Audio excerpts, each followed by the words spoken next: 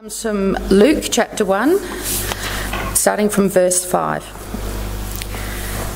Some of his disciples were remarking about how the temple was adorned with beautiful stones and with gifts dedicated to God. But Jesus said, "As for what you see here, the time will come when not one stone will be left on another. Every one of them will be thrown down." "Teacher," they asked, "when will these things happen? And what will be the sign that they are about to take place?"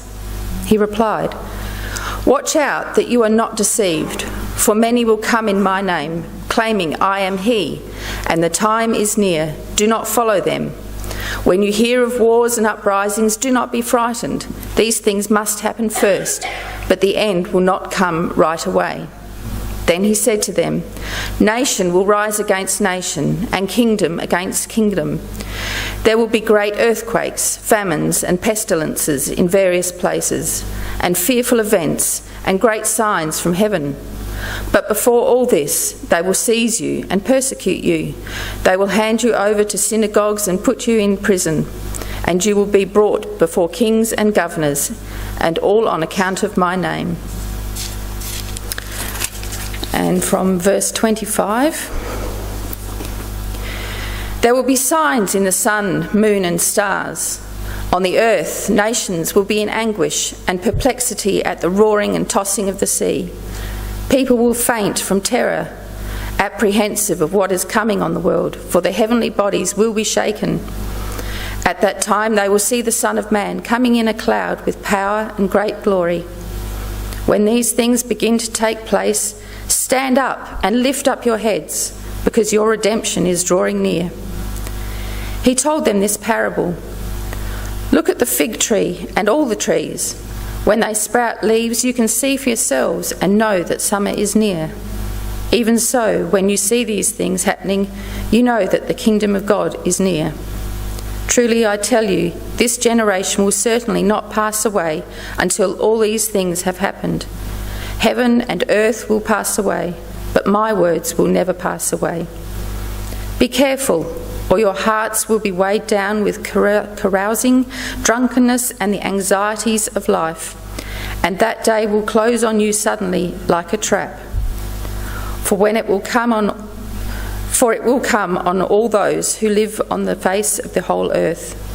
Be always on the watch and pray that you may be able to escape all that is about to happen, and that you may be able to stand before the Son of Man." This is the word of the Lord.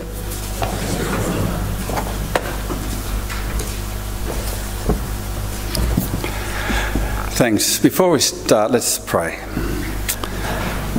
Lord Jesus, you've come once, and now we know that you're coming again. And we remember both of those times during this time of Advent. But today, help us to understand just a little more about this second coming, so we won't be afraid and won't have any misapprehensions about it. So guide us today, we pray in Jesus' name. Amen. You know, we're tempted to ignore apocalyptic texts like this one. You know, not only are they difficult to understand, but we can get quite embarrassed by some preachers who really do have some weird and wonderful interpretations of this type of stuff. But we can't ignore the fact that Jesus actually did speak these words about the second coming, and here and in other New Testament writings it's recorded. So today we're going to have a bit of a look at that and see if we can tackle this passage together. Today's reading begins with Jesus' prediction that the temple will be destroyed. It says this: "Some of the disciples were remarking about how the temple was adorned with beautiful stones and the gifts dedicated to God. But Jesus said, 'As for what you see here, the time will come when not one stone will be left on another. Every one of them will be thrown down.'" Imagine your reaction to that.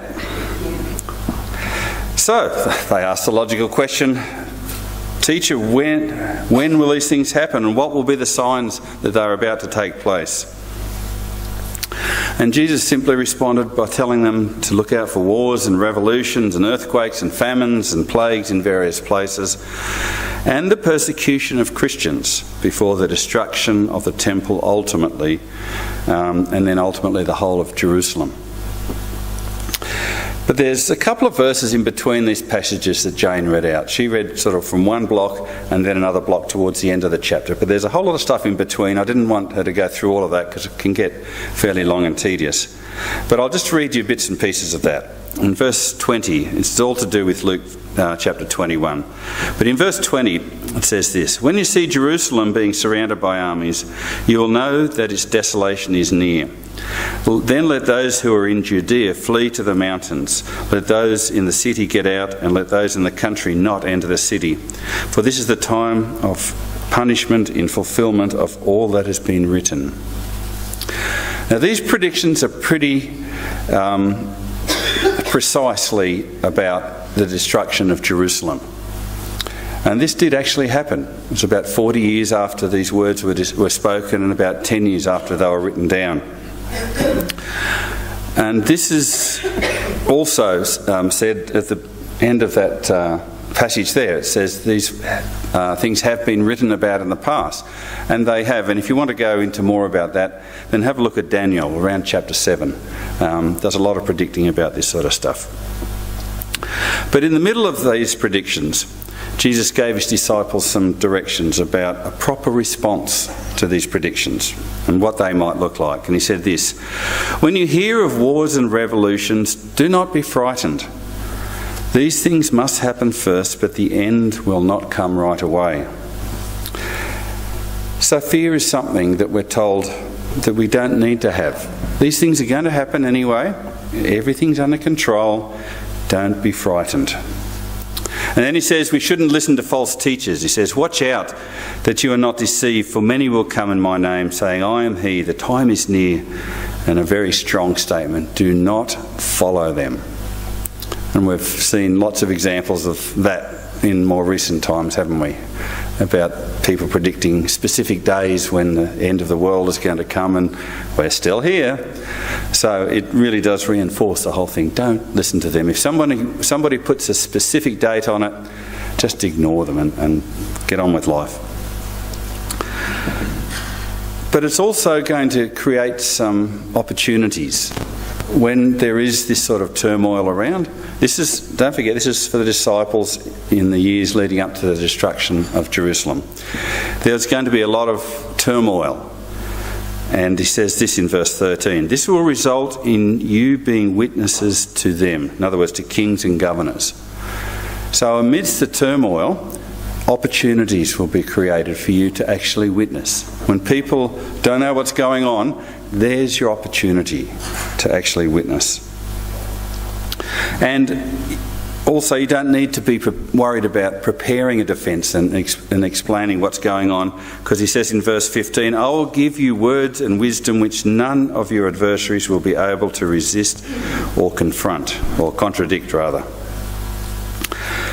So you see, the purpose in these predictions of Jesus is not to insulate his disciples from discomfort and from the difficult times that they're about to endure, but he's actually speaking this out to prepare them. And this is the case, or was the case, for the Jews leading up to the destruction of Jerusalem and the temple. And it's the same for us now too, as we wait the next big event. And that's the second part of this reading. That's what that's all about. That's why I've made a point of saying this first part was about predicting the destruction of Jerusalem and the signs surrounding that. Now the second part is about the next event. And the next event, the signs for that, are cosmic signs. And let me read them to you again. "There will be signs in the sun, moon and stars. On the earth, nations will be in anguish and perplexity at the roaring and tossing of the sea. Men will faint with terror, apprehensive of what is coming on the world, for the heavenly bodies will be shaken. And at that time they will see the Son of Man coming in a cloud with power and great glory. And when these things begin to take place, stand up and lift up your heads, because your redemption is drawing near." So the signs of the destruction of Jerusalem were characterised by the coming of armies who will bring destruction. But the signs of the second coming of Jesus are cosmic signs. It says this, there will be signs in the sun, moon and stars. On the earth, nations will be in anguish and perplexity at the roaring and tossing of the sea. You see, for the Jews, the destruction of the temple, which was the centre of their world, everything revolved around the temple. God lived in the temple, and that's where you went to worship him. Especially a couple of times a year, if you lived out of town, come to the temple and worship him there, because that's where he lived. And now it's going to be destroyed. What have we got left? And what happened after the temple was destroyed in 70 AD, sacrifices are a big deal for the Jews.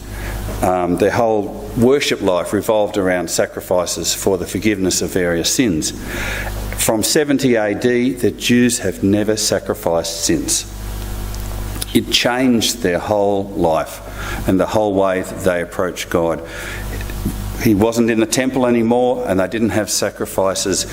Two of the hugest things to do with the Jewish religion. And now, all of that finished. And so for them, the destruction of the temple was catastrophic, absolutely catastrophic for them. But let me say, when Jesus comes the second time, that's going to be even more earth-shattering, and it's going to have similar consequences. We're going to change our way of worship totally, and the way all our presumptions are going to be changed completely. And when this happens, when Jesus does return again, it won't be to destroy, but it'll be to liberate, which is another word for redeeming. Your redemption is near. And the Greek word for redemption has a number of meanings. One of them is to actually own or re-own something, like if you put something in at cash converters. I keep thinking of cash converters whenever I think of redemption. If you hock something for a while, you're actually giving the ownership of that object to cash converters. When you go back and pay for it again, once you've saved up your money or whatever you do, you redeem it. And the legal ownership of that then comes back to you. That's the sort of redemption that we're talking about. But another way of understanding it too is when a slave is freed and they are given their freedom, they are redeemed, they are liberated. Like when the Jews were taken out of Egypt, they were redeemed and liberated that time. That's the sort of redemption that is spoken about here when he says your redemption is near. Now, Jesus portrays a scene very much like the one described in Daniel chapter 7. And as I said, the coming of the Son of Man will seem catastrophic. But Jesus implies, actually, it will be catastrophic, but for those who don't believe. He says this, men will faint with terror, apprehensive of what is coming on the world, for the heavenly bodies will be shaken. But the reality is that all of this is going to usher in the greatest time in our earth's history, at least for followers of Christ anyway. Yeah, it'll be big for those who don't follow Christ, but in a very, very different way. And when these things take place, stand up, lift up your hands, because your redemption is drawing near. The picture that is being painted here is one where it's to do with the birth of a new world, and all of creation is in labour at the present time, and the labour will give birth to a superb new world where evil will just be no more, and where creation will be restored to how it was originally created to be and according to its original design. So it will be a time for hope that is fulfilled. We live in hope right now. We live in hope of the future, and that's going to be actually fulfilled. And we also live in a time of expectation and anticipation, and then for all those expectations and anticipations, they will be rewarded, and we can enjoy an eternity of fulfillment and love and peace and joy. It says, lift up your hands or your heads, because your redemption is drawing near. Your redemption is drawing near. As I said, redemption involves bringing liberty to us. to us who know only slavery. And so many of us really are slaves to our lifestyle, to our possessions, to so many things. And this is going to be a liberation from all of those things. It'll bring freedom. And freedom in this context usually involves the paying of a ransom to gain your freedom. Many of the terrorists are doing that. They're demanding a ransom to give freedom back to people that they've taken hostage. And this is no different. They haven't changed in 2,000 years. But right through the New Testament, it presents Jesus' death on the cross as that act of redemption that was payment enough for all of humanity. It was a ransom for many, as Mark says. Paul says that it was the redemption that is in Jesus Christ, and he tells us in Ephesians that we have our redemption through his blood, the forgiveness of our trespasses according to the richness or riches of his grace. And that Jesus is the one, in Colossians 1, in whom we have our redemption, the forgiveness of our sins. All amazing stuff. A bit difficult to comprehend, can get really heavy by all these predictions. So Jesus broke it up a bit and told them a story. And the story went something like this. Look at the fig tree and all the trees. When they sprout leaves, you can see for yourselves. You know the story, we read it before. And there's a lot of greenies amongst you who have got a good handle on what's going to happen as spring comes. You see the buds happening on the leaves. You know that spring is coming. You don't need a calendar to tell you that. The trees will tell you that. And so also when we see these cosmic signs, we can be sure that the kingdom of God is near. The coming of the kingdom is something that we should really anticipate with a sense of joy rather than fear. You know, even Jesus prayed in the Lord's Prayer, said, "May your kingdom come." And that's a prayer that he himself actually taught us to pray. And it's for Jesus to come again so that he might fully establish the godly kingdom that's really only partially here in the world today.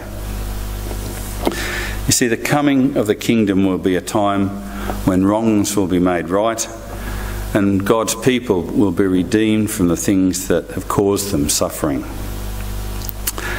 Now that's all very nice, but this coming of the kingdom is going to be a bit of a roller coaster ride. It's going to be turbulent times. Luke says heaven and earth are going to pass away. So if that's going to happen, it's not going to be, just a smooth ride. We need to be ready for some turbulent times. But he also gives some reassuring words and says, heaven and earth will pass away, but my words will never pass away. So there's an assurance of the ongoingness of the kingdom. But Jesus' words, they're amazing. He says they will never pass away. And because even in Jesus' time, they amazed the teachers in the temple when Jesus was only a child.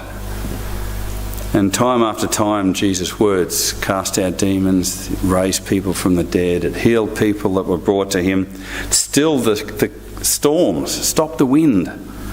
And even 2,000 years later, people still do mighty things in obedience to God's word. I mean, every day the most unlikely people find their lives transformed by Jesus' words. And different governments throughout history have persecuted Christians and destroyed churches, but they haven't been able to stop people from spreading the word of God. And we could pick any day of the year at random, and we could be assured that more people would be hearing the words of Jesus for the very first time on that day, more so than all the people during Jesus' whole lifetime. Jesus' words do not pass away. They just keep building momentum. And we can be assured that if the world lasts another 2,000 years, that people then will still be hearing Jesus' words. Now, Jesus gives some good advice, just to finish off with. He gives some good advice when he was telling people about the upcoming destruction of Jerusalem. He told them 4 things they should be looking out for. So when you hear of wars and revelations, don't be frightened. revolution. Don't be frightened. So fear is the first thing. And it says, don't be deceived. Don't listen to those who rubbish on about predictions. And in the confusion, you'll be able to witness to kings and queens. And he says, I'll give you the words and wisdoms which they won't be able to contradict. So there's some advice to them in preparation for that time. But now Jesus gives some more advice for the upcoming time when he's about to return. And he told us about the signs to watch out for, but now he warns us to keep ourselves ready. He says this, be careful or your hearts will be weighed down with dissipation or carousing, I think was in Jane's version, drunkenness and anxieties of life. And that day will close on you unexpectedly like a trap, for it will come upon all those who live on the face of the whole earth. Now Jesus mentioned these three things to avoid: dissipation, drunkenness and the cares of life. Now the first one is dissipation, or it's an unusual word, we don't use it these days, or carousing. We kind of know a bit about what that means. But my dictionary defines dissipation as overindulgence in anything. And another dictionary says that it's a process in which energy is used or lost without accomplishing much useful work. So dissipation is the opposite of stewardship, which tries to make the most of God-given resources. So dissipation squanders time, money, relationships and lives. And this is what we need to avoid. Second thing to avoid is drunkenness.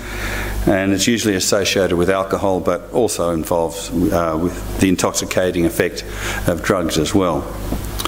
Because drunkenness dulls our inhibitions and our judgments and reduces our mental and physical powers. And how can we be watchful if we're drunk? That's what he's saying. And if carousing or dissipation is the opposite of stewardship, the third thing to avoid is worry. Because worry is the opposite of faith. And like dissipation, worry consumes energy without accomplishing anything. You see, we end up as tired at the end of a day of worrying as we do at the end of the day with hard work. But at the end of a day's hard work, we've accomplished something. At the end of a day of worrying, we end up with high blood pressure. And that's all. Accomplishes nothing. You know, it's interesting that Jesus actually lumps in worry with wasting our lives and with drunkenness. Worry seems to be a mild fault in comparison, but the reality is that it actually kills our spirit and our faith. And worry actually affects more Christians than dissipation and drunkenness together.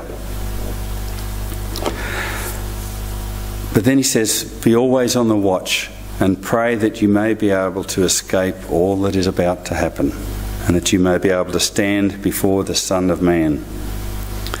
So Jesus calls us to stay alert, to watch and to pray.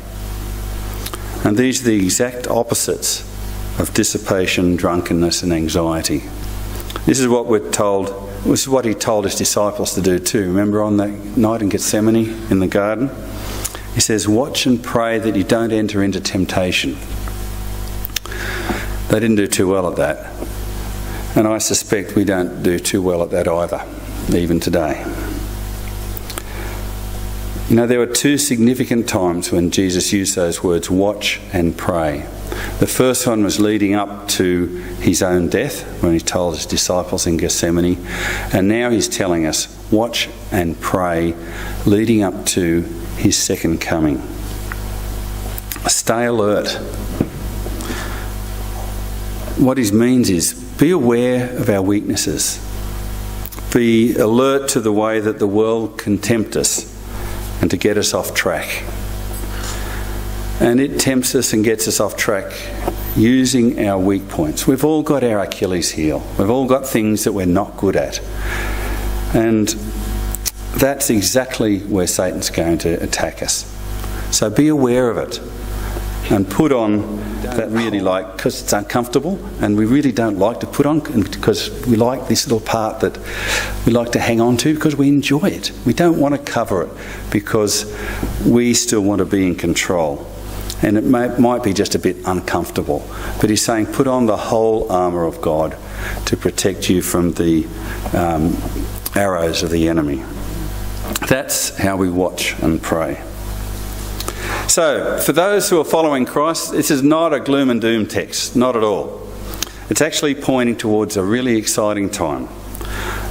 Not like the upcoming destruction of Jerusalem, but this is a time of expectation and anticipation and looking forward to meeting Jesus and seeing him face to face. It will be a bumpy ride, guaranteed, but it won't be a time of despair. You know, I'm tempted to despair when I hear of so many places and people where people are killing each other, and, you know, the situation with armour at the present time in Damascus. We could easily sink into despair, especially when we hear of stuff like has happened in Paris more recently and Brussels and so many places around the world, and planes blown out of the sky and stuff. Sometimes it feels like the skies are shaking and the seas are roaring and the ground is trembling beneath our feet. But in the middle of that, Jesus says, when these things begin to take place, stand up and lift up your heads, because your redemption is near. And the season of Advent begins today. That's about what all of this is about. Preparing us and reminding us that Christ came once as a little baby, and the next time he comes, it'll be in all glory and something that we can look forward to, even when the sun and the moon and the stars act kind of weird. Stand up, lift up your heads, because your redemption is near. And I just suspect that Jesus is actually looking forward to that time as much as we are. So let's pray. Lord Jesus, we look forward to your coming again. Help us to keep ready and keep alert. Help us to watch and pray. Amen. Now, there's a lot of things we can look forward to, and we've got probably 10,000 reasons to praise him for all sorts of things. So let's stand and sing a song about just that, 10,000 reasons, and to bless the Lord, O my soul.